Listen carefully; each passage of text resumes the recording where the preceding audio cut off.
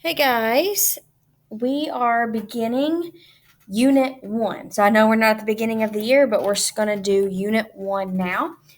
This unit is one that starts off feeling pretty easy, but students kind of figure out later on there's a lot of tricky parts to it, and a lot of it is just there's so many formulas.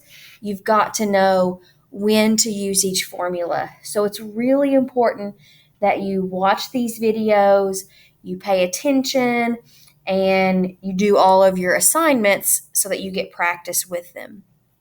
This unit is on sequences and series. So we're going to start out just looking at a sequence and figuring out what that is. So a sequence is a set of numbers with a particular order or pattern.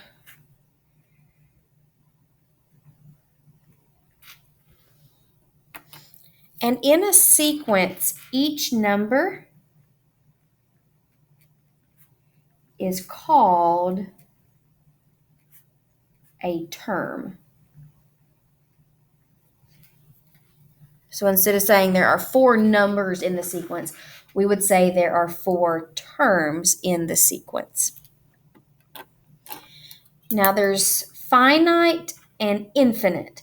And if you think about, you may not really think about the word finite, but I'm sure you've heard the word infinite or infinity. And so that's kind of something that goes along with sequences. So if it's finite, it is a sequence with a limited number of terms.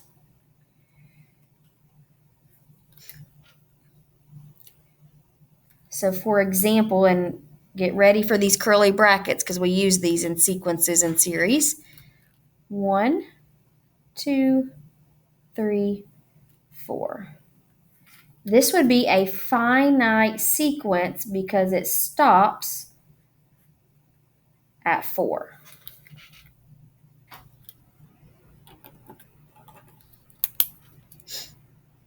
But an infinite sequence is a sequence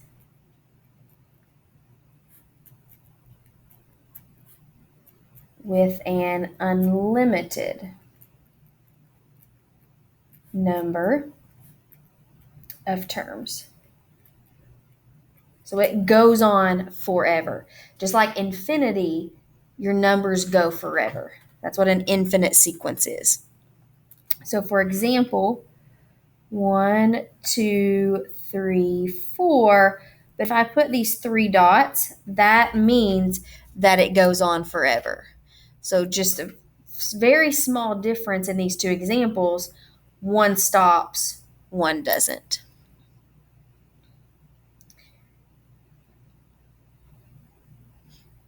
All right. So when we're talking about sequences, we're going to use typically when we're talking about one term, we use a lowercase a with a little number in the subscript. So the first term is a with a 1. The second term would be A2, A3, and so on. So in general, we use AN, where N is the term number. So if it says A12, we can assume it's the 12th term. So let's look here at this example. A1, this is the first term. So here's my list. Notice these numbers are adding 4 every time. The first one is 1. Your sequences won't always start with 1. They just have so far. A4. So this is the first term, second, third, fourth term would be 13. A sub 10. So the 10th term. 1, 2, 3, 4, 5. Well, it stops at 5, but I know that it really goes on forever. So let's just write out what the next several would be. So after 17, remember we're adding 4 every time. 21, 25, 29, we're adding 4. 33, 37, 41, 45, 49, let's do one more, 53. So going back, we're looking at our 10th term. 1, 2, 3, 4, 5, 6, 7, 8, 9, 10. It would be 37. And then the 13th term, well, this is the 10th, 11th, 12th, 13th, it would be 49. So that could be really annoying if I ask for like the 200th term. You're not going to want to make this list out for 200 numbers. So we'll learn that we have formulas. We can take a sequence and make a formula out of it. So an explicit formula is a rule or a formula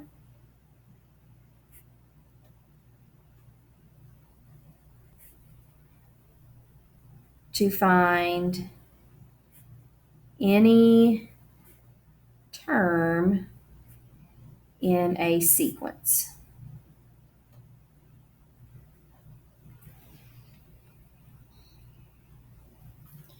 So it's a rule or formula to find any term in a sequence.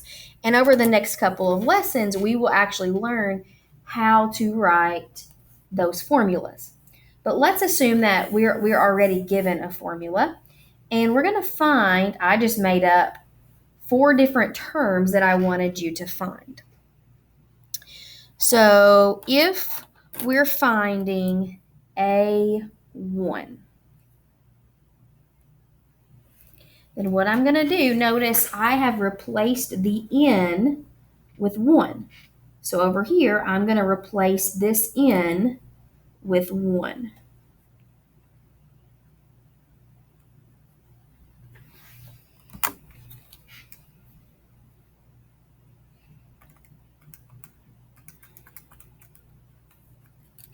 And this would be, get 28.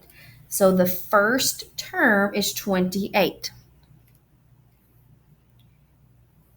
Okay. Now the next term that I ask for is the 4th term. So we're going to find A4, A sub 4. So we're going to replace the N with 4.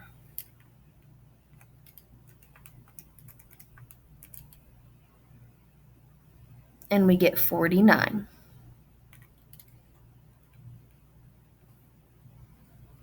Then I ask for the 19th term. So A sub 19, that's the 19th term. So in their formula, we're going to replace N with 19.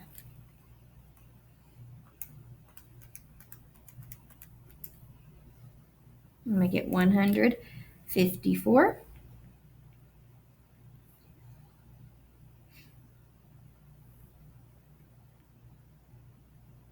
And then I ask for the 32nd term, A sub 32.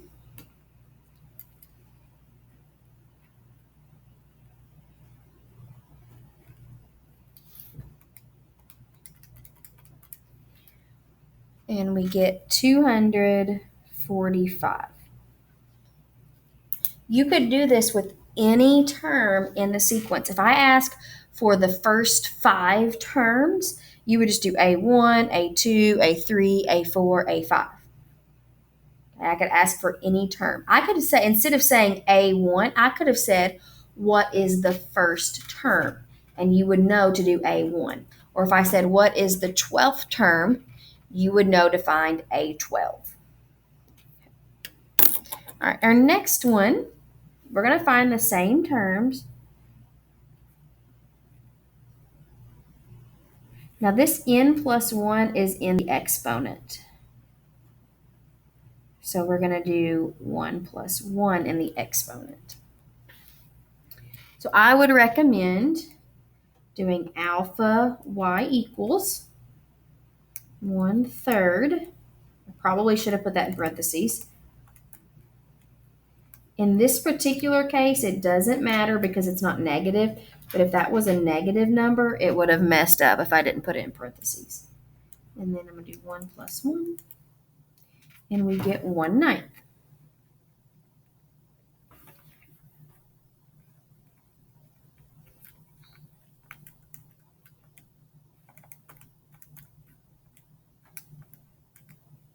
Okay, so if we're going to do, oops, not second term, we didn't do A2. We're going to do A4 because that's the one I asked for.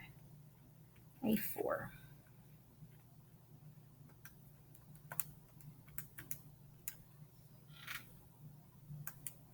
So we're going to have 1/3, 4 plus 1, and we get 1/243.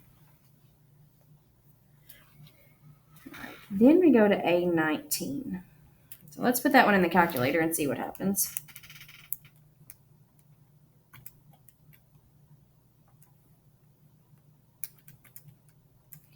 And we get, that's because this bottom number on our fraction is going to be ginormous. Or actually not, yeah, the bottom number. So whenever you see an e to the negative 10, that's like I've got this decimal moved over 10 spots. So this is essentially 0. It's like 1 over this giant number. So we're actually on this problem just going to stop here. We're not going to find any more. And so I want you to pause the video and try number 3.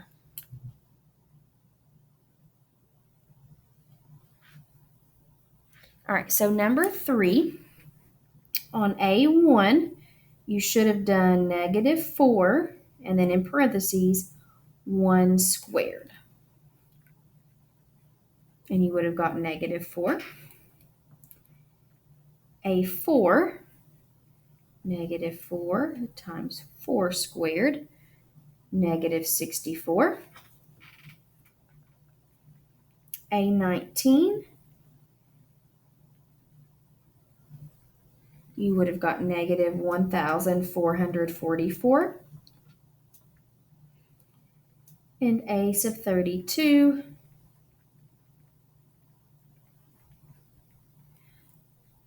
-4,096. If you have any questions, make sure to ask. Otherwise, have a great day.